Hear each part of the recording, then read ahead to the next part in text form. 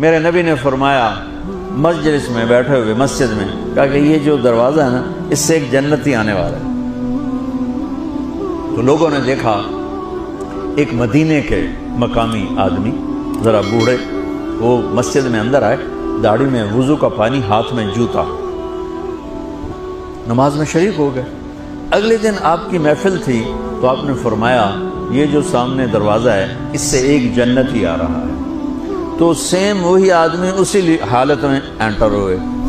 اگلے دن ہوا تو آپ نے کہا اس دروازے سے جنتی آنے والا ہے، ٹھیک وہی آدمی اسی حالت میں انٹر۔ اس مجمع میں ایک صحابی بیٹھے ہیں، ان کا نام ہے عبداللہ بن عمر۔ یہ 1,24,000 صحابہ میں ان کی ایک اسپیشلٹی ہے کہ یہ سب سے زیادہ عبادت کرتے تھے، سب سے اتنی عبادت کسی نے نہیں کی۔ ساری رات نفل پڑھتے تھے، سارے دن کا روزہ رکھتے تھے، اور دن رات میں ایک قرآن ختم کرتے تھے۔ کوئی ہمارے جیسا اول تو کر نہیں سکتا، کرے گا تو چوتھے دن پاگل ہو جائے گا، دماغ خشک ہو جائے گا، اور انہوں نے نبھا کے دکھایا۔ رات پوری تہجد، دن پورا روزہ، اور رات اور دن میں ایک ختم قرآن۔ اب ان کو خیال آیا کہ یہ بابا جی مجھ سے بھی زیادہ عبادت کرتے ہیں، جو ان کو یوں ڈائریکٹ جنت کی بشارت ملی اور مجھے نہیں ملی،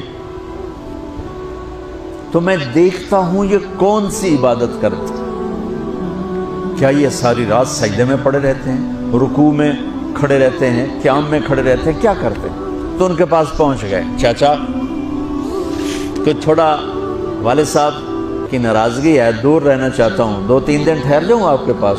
ہاں ہاں ہاں بیٹا آ جاؤ آ جاؤ آ جاؤ۔ اب عشاء کی نماز کے فوراً بعد انہوں نے چادر اوپر لی اور چادر میں یوں سوراخ کیا اور یوں لیٹ کے دیکھنے لگے کہ اب یہ بزرگ کیا کرتے ہیں۔ بزرگ تشریف لائے، سرانے پہ سر رکھا، اللہم بسمک اموت و احیا، سونے کی دعا پڑھی، اور تھوڑی دیر بعد خراٹے آتے۔ وہ بڑے حیران ہوئے، بھئی میرا تو خیال ہے یہ ساری رات سجدہ کرے گا تو رو رو مسلح تر کر دے گا، یہ تو خراٹے چون جاندے نہ ہو جا رہے ہیں۔ اب وہ دیکھ رہے ہیں ابھی اٹھے گا ابھی اٹھے گا ابھی اٹھے گا، پھر انہوں نے کپڑا اتار دیا، ابھی سویا ہوا ہے۔ وہ فجر کی اذان پہ اٹھے اور ان کا دماغ چکر کھا گیا، بھئی اے کی بڑی تہجد دے 2 نفل بھی نہیں تو جنت دی بشارت 3 دن کٹھی۔ انہوں نے کہا کل دیکھوں گا، کل شاید کچھ اور کریں۔ اگلے دن آئے، پھر اسی طرح یوں کر کے لیٹ گئے، اور بزرگوں نے بھی یوں کی، اور بسمک اموت و احیا، اور پورا کمرہ خراٹے نال۔ وہ پھر پریشان، یہ کب اٹھے گا کب اٹھے گا؟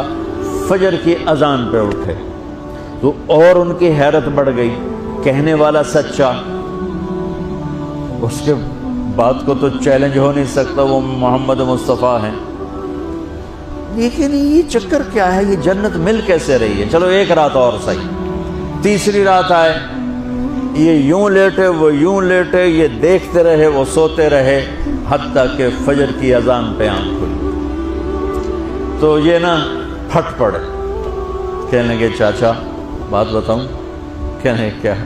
کہ میری کوئی جھگڑا نہیں تھا ابا سے، میں نے 3 دن مسلسل تیرے بارے میں سنا جنتی آ رہا، 3 دن تجھے اللہ کے نبی نے بشارت دی، جنتی ہے جنتی ہے جنتی ہے، لیکن میں اس بات پہ حیران ہوں تو ساری رات سوتا رہتا۔ اس زمانے میں منافق بھی تہجد نہیں چھوڑتے تھے، فرض نماز تو فرض نماز ہے، منافق بھی تہجد نہیں چھوڑتے تھے۔ تو کہنے لگے کیا کرتے ہو؟ ساری رات تو سوتے گزار دیتے، کیا کرتے ہو؟